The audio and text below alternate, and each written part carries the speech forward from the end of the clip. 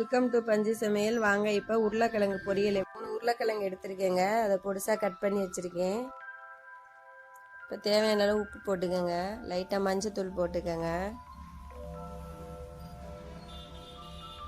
1/2 teaspoon மிளகாத்தூள் போட்டுக்கோங்க. போட்டு நல்லா பிசைஞ்சு வச்சுக்கோங்க. அடுப்பில் கடாய் வச்சுக்கோங்க, தேவையான அளவு எண்ணெய் ஊற்றிக்கோங்க.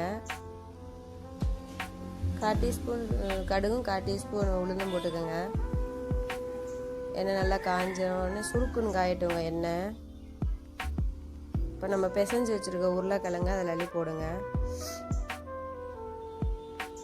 நல்லா கிளறிக்கங்க, தூரில் பிடிக்காம அப்பப்போ கிளறுங்க.